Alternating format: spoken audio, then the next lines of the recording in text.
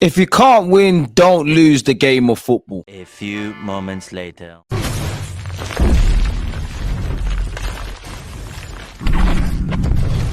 Unfortunately, Leon Bailey, Ollie Watkins, and Aston Villa and our former manager, Gooner Emre, had different ideas. Congratulations to Aston Villa as they beat Arsenal 2-0 and put a dent in our title aspirations. Brother, what's that?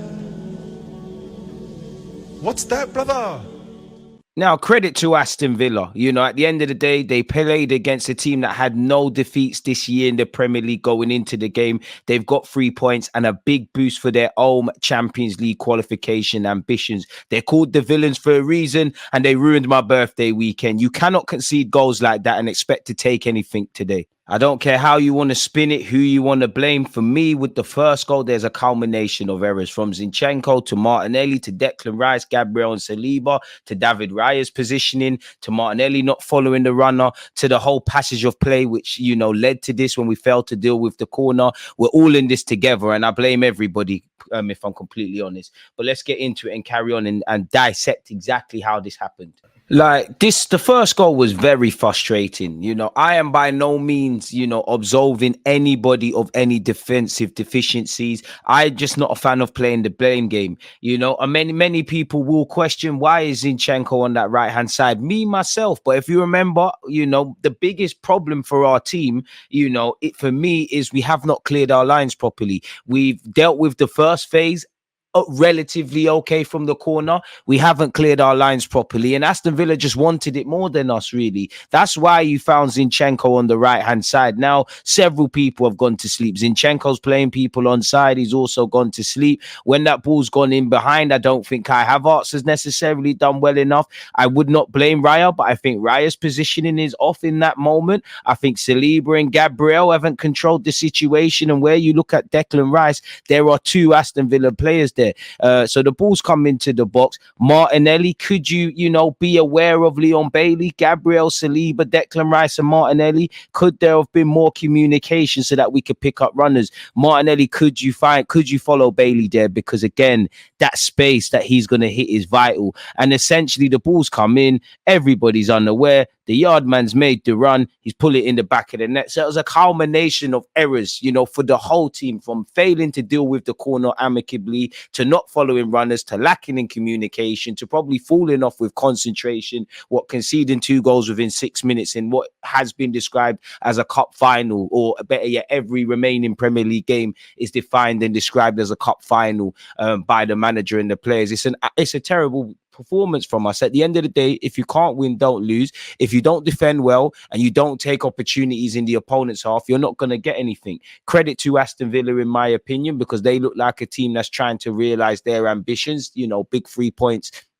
where the Champions League qualification place is concerned, especially because of the form we're in and actually the form they've been in as well, and certain question marks there. So credit to Unai Emery and his men. They deserved it on the day, and they took advantage of lapses in concentration, but they also earned that luck with that passage of play. So big up Villa. Today was a poor game. Ultimately, if you don't defend well, you don't take advantage of the opportunities provided in the opponent's final third, and you're not switched on the transition, especially against a team like Aston Villa, then you can't complain as to why you didn't get anything from the game. Now, by the time that we've conceded the first, we're obviously flying forward. We're trying to obviously get back into the game in some sort of capacity. By then, we've kind of shot ourselves in the foot in a sense. And what I specifically mean by that is Telemans is a very lucky lad. If you go and watch the first goal again, we've tried to hit back almost instantly. It's actually in the initial phase as players progressed towards what you're seeing on screen. It started from Villa's box. Telemans half cleared the ball, really. And if you lot remember, Zinchenko had a decent first half and capitulated in the second. He's giving it to Jorginho. And I think if you watch the game again, people, Gabriel and Saliba, before Watkins has been split 1v1 with Smith-Rowe, Gabriel was telling Jorginho to go back home to David Raya, who's kind of offering an angle. Jorginho tries to be a hero, and he's obviously got that eye of a needle pass. It didn't come off. Telemans is intercepted. You play with fire, you get burnt. Telemans has set Ollie Watkins. Big up to Smith Rowe, but Telemans has set Watkins. Watkins against Smith Rowe. There's only going to be one winner.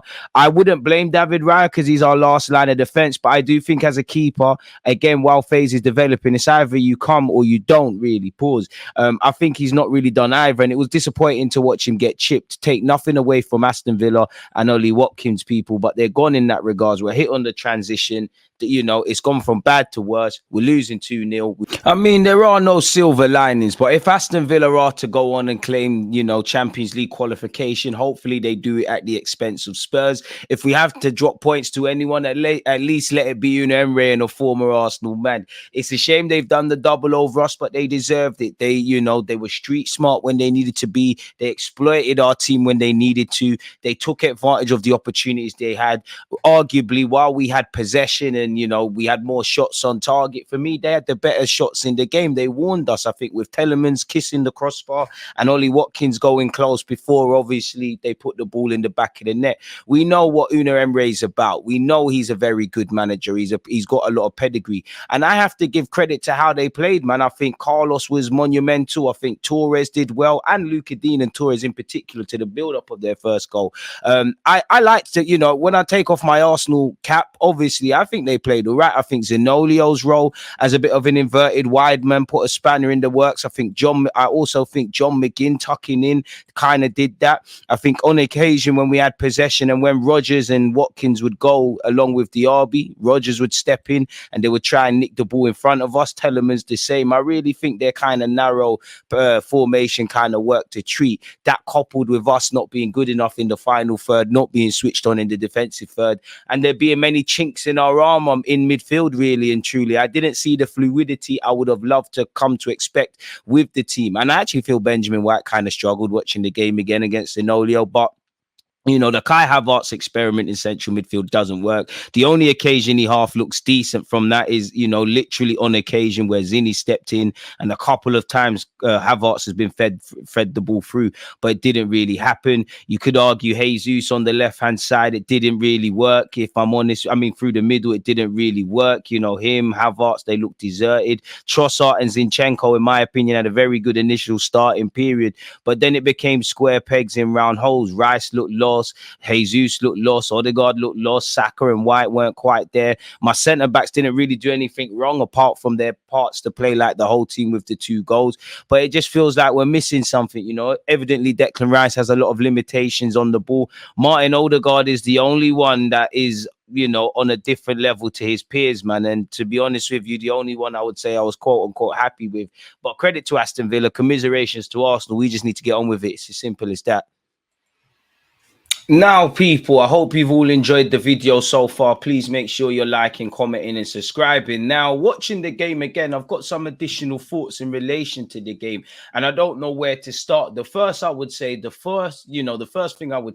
the 4 goals I've seen my team concede this week in all competitions have been appalling. It's never nice to concede a goal, but for a team that I believe has made, you know, serious defensive improvements based on this week, terrible. Shambolic against Bayern Munich, shambolic against Aston Villa, really and truly. And I know there'll be certain players that are obviously, you know, going to be the narrative and the people that have made the mistakes and whatnot. But I don't know about any of that. I think everybody needs to be held accountable for the second goal. Based on social media, I can't believe people are not asking questions of Jorginho, for example. Zinni had a stinker. I think Zinni was okay in the first half. I think he put in a number of key passes. I actually feel he was one of the more switched on players, but it went down. And I think when he put I know it's going to sound sinister, but when he put the ball out for the Aston Villa man down on the floor when the ref didn't say anything, told me everything I needed to know. Of course, you know, I do think many people will forget it was a corner. That's why Zinchenko is on the right-hand side, but there's no urgency from him